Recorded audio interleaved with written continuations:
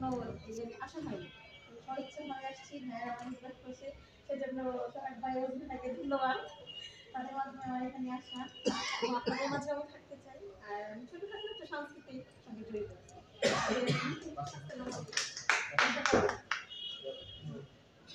আসসালামু আলাইকুম। আমার থানা হচ্ছে বাঁশের থানা, গ্রামের বাড়ি ঝাঁঝরিয়া। তো আমি হচ্ছে ছোটবেলা থেকে মানে সেম কথাটাই ও যেটা বললো শোনা। তো বিএনপিকে ভালোবাসি, আমার পরিবারের সবাই ভালোবাসতো, আমাদের ঝাঁঝরিয়া গ্রামের ম্যাক্সিমাম লোকই হচ্ছে বিএনপি থাকো। তো আসলে সংগঠন এইটার সাথে ওরকম ভাবে যুক্ত না। ভোট দিয়েছি কিন্তু 15 বছর 16 বছর তো হয়ে গেছে, ভোট কেউ দিতে পারি নাই, যেতে পারি নাই। তো ইনশাআল্লাহ এই সংগঠনের সবাই আমাদের করেছে বলতে ভাই। আর হচ্ছে আমি সাংস্কৃতিক অঙ্গনে আমি সঙ্গীত গান গাই। আর হচ্ছে আমি একটা হচ্ছে কোম্পানি সোনালী কোম্পানির সাথে আমি লাইসেন্সের সাথে আছি নিউট্রাল হিসেবে। আর এতটুকুই, সবাই ভালো থাকবেন।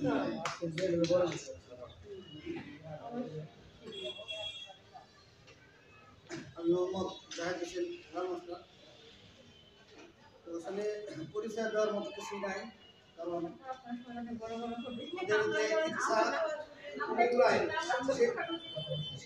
সেই হিসাবে বিএনপির কোনো যা করার নিয়ে আসলে সেটুকু করতে পারি নাই। যেহেতু আমার জীবনটাই শিক্ষকতা দিয়ে শুরু, এই ক্ষেত্রে আসলে রাজনীতি করা সম্ভব হয়ে ওঠে নাই। তো যাই হোক, এখন জীবনের শেষ পর্যায়ে এসে মনে ইচ্ছে যাচ্ছে যে আজকে সেই একটা সুযোগ এসেছে আমাদের পরোক্ষভাবে হয়তো ছিলাম, এখন প্রত্যক্ষভাবে বিএনপির জন্য কিছু করতে চাই। সেজন্য আপনাদের সাহায্য কামনা করি। তো যাই হোক, বক্তব্য জানা গেলাম। আমি মোহাম্মদ জাহিদুল হেলাল, আমার বর্তমান পরিচয় আমি শিক্ষকতা ক্লাস জেবিসি জানা এবং নতুন কোর্স আছে সেটাতে ধন্যবাদ। আসসালামু আলাইকুম। আমি মোহাম্মদ মানিক কর্মী এবং একজন প্রিন্টিং ব্যবসায়ী। আমার সোনামাদিন্য নাটক আমি শহরে থাকি। সর্বশেষ আমার পরিচয়, আমি কাজী বজলুর রহমান। আমি ছাত্র জীবন থেকে ছাত্রদল করতাম। ছাত্রদল এর দীর্ঘদিন যাবৎ কলেজ লাইফে ছাত্রদল করেছি এবং এই পেশার সাথে জাতীয়তাবাদীর সাথে আমি দীর্ঘদিন যাবৎ জড়িত। আমার মনে হয় যে আমি 40 বছর যাবৎ এই দলের সাথে ছোটখাটো দেখতে পারেন। আমার বয়স কিন্তু মোটামুটি খারাপ না, আমি 89-এর ব্যাচ। হ্যাঁ, আমি পেশাগতভাবে মৌলানা ভাসানী বিজ্ঞান ও প্রযুক্তি বিশ্ববিদ্যালয়ে ছিলাম। আর আমার একটা ব্যবসায়ী আছে, সিডিসি মার্কেটে এসবি টেলিকম ব্যবসা আছে। আমি আইন পেশার সাথে জড়িত। আর হচ্ছে আমি এমনি আমি এরপরে ছাত্র দলের থেকে পরে আমি সাংস্কৃতিক লাইনের সাথে জড়িত বিধায় আপনারা হয়তোবা জানেন যে মনিরুজ্জামান বুলবুলের নাম হয়তোবা শুনেছেন। তৎকালীন সে সেক্রেটারি ছিলেন। ওই টাইমে মেজর মাহমুদ হাসান সাহেব উনি সভাপতি ছিলেন, আর মনিরুজ্জামান বুলবুল ভাই হচ্ছে সেক্রেটারি ছিলেন। ওই টাইমে টাঙ্গাইল আপনার বিএনপির যে অঙ্গ সংগঠন, আপনারা জানেন যে জাসাদ, যেটার সংক্ষিপ্ত নাম জাতীয়তাবাদী সামাজিক সাংস্কৃতিক সংস্থা, সেটা বিএনপির অঙ্গ সংগঠন 4 নম্বর অঙ্গ সংগঠন। সেই অঙ্গ সংগঠনে যেহেতু সংস্কৃতি লাইনের সাথে জড়িত থাকার সুবাদে মনির যেমন বকুল ভাই, তার সাথে আগে ছাত্র রাজনীতি করতাম কলেজ লাইফে, সেদিকে আমাদের পরিচিত ছিল। সে একদিন দেখে বলে যে টাঙ্গাইলের চাষাস্ত তখন খুব ঝিমিয়ে পড়া ছিল। ওখানে আপনার গোলাম বস্তুর নাম হয়তো আপনারা শুনেছেন, অনেক আগে সে ছিলেন সভাপতি, এবং জাকিরুল মৌলা ঝুনুন ভাই, যেটা হচ্ছে ইসলামের বর্তমান সেক্রেটারি, উনি ছিলেন সাধারণ সম্পাদক। ওনারা তখন ছিলেন এবং নিষ্ক্রিয়ভাবে ছিলেন, ইনঅ্যাক্টিভ ছিল। জাসাসের কোনো আপনার কোন রকম বিধি ছিল না, হ্যাঁ কর্মসূচি ছিল না এবং ধারাবাহিকতাও ছিল না। তাদের এই কর্মসূচি এবং ধারাবাহিকতা না থাকার কারণে একদিন মনির চন্দ্র ভাই আমাকে ডাকে নিল যে ভাই ফজলু শোনো, তোমরা যেহেতু সাংস্কৃতিক লাইনের সাথে জড়িত, একমাত্র সাংস্কৃতিক দলই হচ্ছে জাসাস, সেই জাসাসটা তুমি হাল ধরো।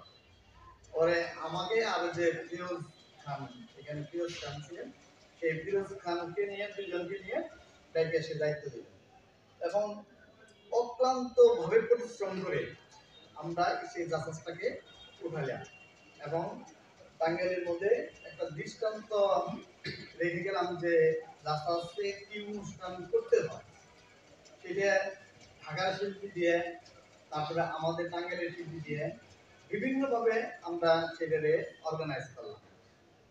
অর্গানাইজ করে জাসাসটাকে টাঙ্গাইলের মধ্যে একটা সুপ্রতিষ্ঠিত সংগঠন হিসেবে দাঁড় করালাম। দাঁড় করার পরে ওই টাইমে সভাপতি হলেন ফিরোজ খান, সেক্রেটারি হলাম আমি। এই দুজনে চালাতে লাগলাম। এই পরবর্তীতে আরেকবার নির্বাচনের সময় আরেকটা সভাপতি আরেকজন হলো, সেই সময় আমি সিনিয়র সহসভাপতি ছিলাম এবং ইউসুফ হলো সভাপতি ছিল, আর সাইম ছিল সেক্রেটারি, আমি ছিলাম সিনিয়র সহসভাপতি। তারপরের বার আমি হলাম সভাপতি আর আমার মেহবুব হাসান বাবু ও দিগুলিয়ার, ও হলো গিটারিস্ট বেস বাবু নামে পরিচিত, ও হলো সেক্রেটারি হলো। এইভাবে আমরা জাসাসটাকে ধারাবাহিকভাবে সামনের দিকে এগিয়ে নিচ্ছি। বর্তমানে ওই জাসাসের আহ্বায়ক কমিটি আছে, সেই আহ্বায়ক কমিটিতে টাঙ্গাইলে আপনারা হয়তো জানেন যে আমাদের টাঙ্গাইল জেলা বিএনপির মধ্যে দুইটা গ্রুপ আছে। সেই দুইটা গ্রুপের মধ্যে একটা হলো আজম গ্রুপ আর একটা হচ্ছে আমাদের সুলতান সালাউদ্দিন টুকু ভাইয়ের গ্রুপ। যাই হোক, আমি সঙ্গত কারণেই সুলতান সালাউদ্দিন টুকু ভাইয়ের গ্রুপে আছি, যার কারণে ওই জাসাসের যে আহ্বায়ক কমিটি ওনাকে আমাকে আহ্বায়ক করেও সেখান থেকে ওই গ্রুপের কারণে আমাকে ওখান থেকে সিনিয়র জন্য আহ্বায়ক করে লাগছে। যাই হোক, আমি আর ওটার মধ্যে কোনো ই করি নাই। আমাদের সুলতান সালাউদ্দিন টুকু ভাই বলছে যে আমার গ্রুপ করার কারণে যদি তোর জাসাস ভেঙে থাকে, আমি তাহলে জাসাসের সভাপতি বানাবো, ওই কথা দিই। আমি সেটাই কাজ করে যাচ্ছি যে টুকু ভাই যদি কথা দিয়ে থাকে সে অবশ্যই সে কাজ করবে, যার কারণে আমি ওইভাবেই আছি সিনিয়র জন্য আহ্বায়ক হিসেবে। আর বর্তমানে এই তারেক রহমান যুব পরিষদ, এটা আমরা যে দলই মনে করি কিনা, আমাদের অন্তরে যদি এই জাতীয়তাবাদ থাকে এবং জাতীয়তাবাদী দলের উপরে বিশ্বস্ত থাকে, সেটা কোনো দলের কোনো মানে অঙ্গ সংগঠন কোনো ব্যাপার না। ব্যাপারটা হচ্ছে মনের ব্যাপার, ব্যাপারটা হচ্ছে আন্তরিকতা এবং জিয়ার প্রতি ভালোবাসা। জিয়ার রহমানের প্রতি ভালোবাসা আমরা কিন্তু দল কোন গ্রুপ করি সেটা ব্যাপার না। আমরা যদি সবাই জিয়ার রহমানকে ভালোবাসি, জিয়ার রহমানের আদর্শকে ভালোবাসি, জিয়ার রহমানের 19 দফা বাস্তবায়নকে যদি ভালোবাসি, আমরা অবশ্যই দেশকে ভালোবাসি। আমরা দেশের জন্য এবং জিয়ার রহমানের জন্য এই জাতীয়তাবাদী বিএনপি পদতলে আছে। আমরা এই জাতীয়তাবাদী দল যদি যে কেউ এটাকে বিনষ্ট করতে আসে, আমরা সত্য হবে সেটা আমরা দমন করি, সেটাকে আমরা কখনোই ছাড়ব না। বিগত 17 বছর যে ফ্যাসিস্টবাদী স্বৈরাচারী হাসিনা যেভাবে আমাদেরকে নির্যাতন নিপীড়ন ভাবে রেখেছিল, হয়তোবা সে ভেবেছিল যে আমরা কখনোই আমাদেরকে দল থেকে নামাতে পারবে না, কিন্তু আল্লাহ তাআলার একটা বিচার আছে। সেই বিচার যখনই যার উপর করবো, সে কোনো ধরনের ফ্যাসিবাদী সরকারি স্বৈরাচারী সরকারি কখনো কিন্তু শিখে থাকে, তাকে পতন হইতেই হয়েছে। এমন হয়েছে দেখেন আজকে সে চোরের মতো দেশ থেকে পালিয়ে গেছে। দেশ থেকে পালিয়ে গেছে দুটা নেত্রী কিন্তু দুই ধরনের। একজনকে পালিয়ে যেতে হয়েছে, আরেকজন আমাদের দেশনেত্রী বেগম খালেদা জিয়া আমাদের মা, তার সততার কারণে, তার গণতন্ত্র রক্ষার কারণে এবং বলিষ্ঠ ভূমিকা পালন করার জন্য আজকে কিন্তু তাকে যেভাবে রাষ্ট্রীয় মর্যাদা, যেভাবে তাকে তাকে বিদেশ সফর করতে হলো, আপনি দেখছেন যে কাতারের আমির তাকে তার ব্যক্তিগত এয়ারলাইন্স দিয়ে তাকে সম্বর্ধনা দিয়ে তাকে নিয়ে গেছে, তাহলে এয়ার অ্যাম্বুলেন্স দিয়ে। এখানে বুঝতে হবে যে আমাদের দেশনেত্রী যেটা অবিসংবাদিক নেত্রী, যে নেত্রী আপোষহীন, কোনো অন্যায়ের কাছে কখনোই মাথা নত করেন নাই, সেই নেত্রী, সেই দলের আমরা হলো সদস্য। তাহলে আমাদের বুঝতে হবে, হ্যাঁ আমাদেরকে বুঝতে হবে আমরা একটা বাংলাদেশের সর্বশ্রেষ্ঠ এবং জনপ্রিয় একটা দলের আমরা সদস্য। আমরা সদস্য করব, আমরা এত বড় একটা জনপ্রিয় দলের সদস্য, আমাদের কোনো আচরণ এবং এই যে আমাদের তারেক রহমান যে আগামী রাষ্ট্রপতি এবং যে ভারপ্রাপ্ত চেয়ারপারসন দলে, সে কিন্তু সব সময় দেখবেন তার ভাষণে সব জনগণের কথা, দেশের কথা এবং সকলকে, সকল নেতা নেত্রীকে সে কিন্তু সবসময় বোঝাচ্ছেন যে আমরা কখনোই অন্যায় কাজে প্রবৃত্ত হব না, আমরা দেশের জন্য, মানুষের জন্য কল্যাণকর কাজ করে যাব।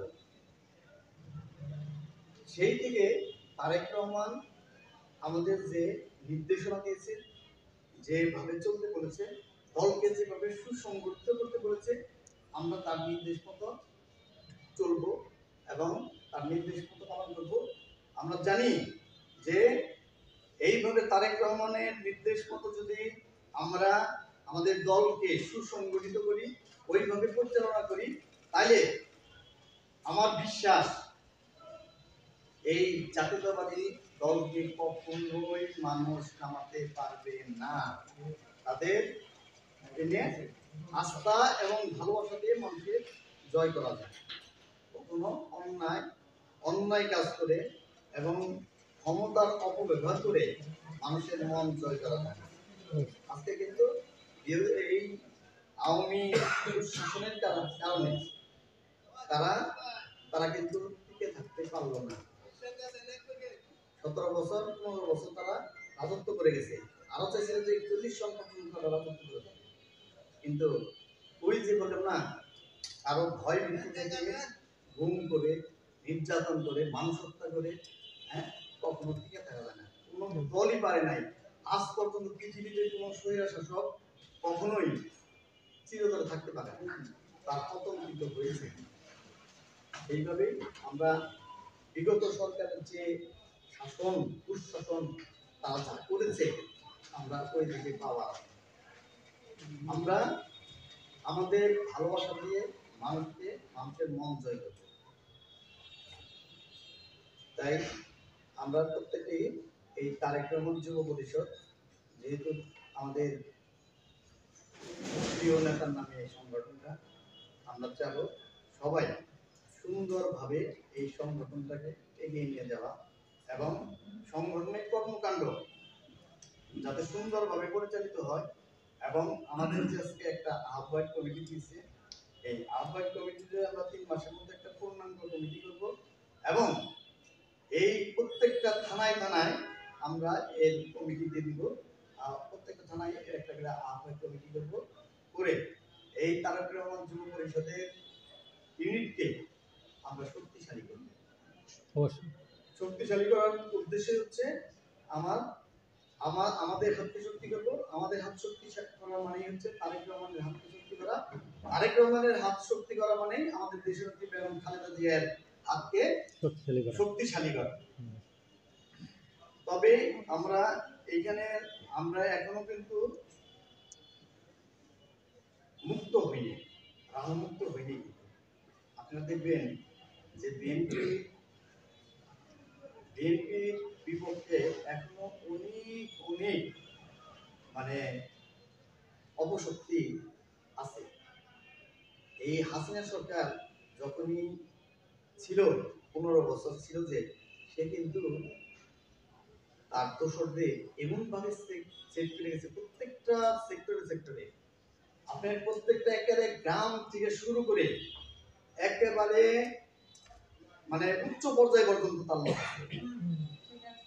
হাসিনা সরে গেছে, তাতে কিন্তু হাসিনার দোসররা 2-4 জন সরে গেছে, তাতে কিন্তু হাসিনার সব কিন্তু কি হয় নাই। আপনি প্রত্যেকটা সেক্টরে আছে, এমন কিন্তু রাহমুক্ত হয় নাই। দেখবেন যে বিএনপিকে এখনো দামিয়ে রাখার জন্য অপচেষ্টা কিন্তু বারবার চালিয়ে যাচ্ছে। ও বসেও ভারতের কলকাঠি নাড়াচ্ছে, যার দরুন আপনারা দেখছেন যে ভারত সীমান্ত এলাকায় যে সমস্ত কর্মকাণ্ড চালিয়ে যেতেছে বাংলাদেশের বিরুদ্ধে, এটা কিন্তু সুখবর নয়ই না আমাদের জন্য। ও ওইখানে ভারতকে দিয়ে আমাদের দেশটাকে একটা অস্থিতিশীল পরিস্থিতিতে তারা চালিয়ে যাওয়ার জন্য সবসময় পায়তারা করতেছে। তাইলে দেখেন আমরা এখনো কিন্তু মানে সংখ্যামুক্ত না। তাই আমাদের প্রত্যেকটা সেক্টরে যে এখন হাসিনা বাইরে গেছে দিকে যে আমরা স্বাধীন হয়ে গেলাম, দেশ আমরা ক্ষমতা পেয়ে গেলাম, তা কিন্তু না। আমাদেরকে এই সুফলটাকে, যেহেতু ছাত্র আন্দোলনের মধ্য দিয়ে আমরা যে স্বৈরাচারীকে হটাইছি, এই ঘটনাটা আমাদের ধরে রাখতে হবে, এই পরিস্থিতিটাকে ধরে রাখতে হবে। এবং আমরা কখনোই ভাববো না যে আমরা সহজেই পান ক্ষমতায় আইসে পড়লাম, তা কিন্তু না।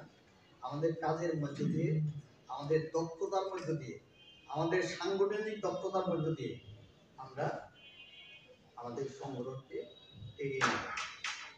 এতে আপনারা সবাই সজাগ থাকবেন, যাতে কোনোরকম আমাদের বহিরাগত কোনো লোক, কোনো দুষ্কর লোক, কোনো আওয়ামী বাহিনী মানে কোনোভাবেই যাতে আমাদের এই ভিতরে ঢুকতে না পারে।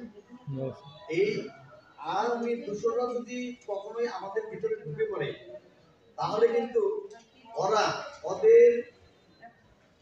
ওদের লক্ষ্যে খুব সহজে ওরা পৌঁছে যাবে। আমাদের ভিতরে ফাটল ধরার তারা এসে আমাদের বাচ্চাদের কি করবে, ফাটল ধরবে। তারা এমন ব্যবহার করবে যে আমরা মনে করি যে ও আমার বন্ধু, চরম বন্ধু, ও আমার বন্ধু হয়ে গেছে, যাই হোক করে নেই, আমাদের মাঝে নেই। কিন্তু এটা আমাদের ভুল হবে। এটা যদি কাজ করি আমরা, এই কাজটা আমাদের চরম ভুল হবে। আমরা সবাই সচেষ্ট থাকবো যাতে বিগত আমলের সরকারের দোসররা যে যেখানেই থাকুক, তারা কিন্তু চেষ্টায় আছে আমাদের ভিতরে ঢোকার জন্য। এর মধ্যেও আপনারা এর আগে দেখছেন, সামাজিক যোগাযোগ মাধ্যমেও দেখছেন, অনেক কমিটির মধ্যে আওয়ামী লীগের নেতারা কোনোভাবে ধরে, বিএনপি নেতাকে ধরে ওই কমিটির মধ্যে ঢুকে বসছে এবং ওইটাকে কিন্তু চিহ্নিত করছে যে সে আওয়ামী লীগের অমুক সংগঠনের অমুক জায়গায় ছিল, এমুক নেতার সাথে ছিল, অমুক ছিল, কিন্তু সেটার কি সহ দিয়ে দিছে, আপনি তার প্রমাণ সহ দিয়ে দিছে। সেও কিন্তু এমন একটা সংগঠন, আমাদের অঙ্গ সংগঠনের সভাপতি সেক্রেটারি করেছে সেগুলো। এই জন্য আপনারা সবাই একটা সংগঠনের, যেমন আহ্বায়ক সদস্য সচিব কিন্তু এই আহ্বায়ক কমিটির আমরা আগেই বলে এসেছি কিছু না, আমরা সবাই সমান। এখানে সবাই সচেষ্ট থাকতে হবে যে কিভাবে আমাদের দলকে আচ্ছা আগামী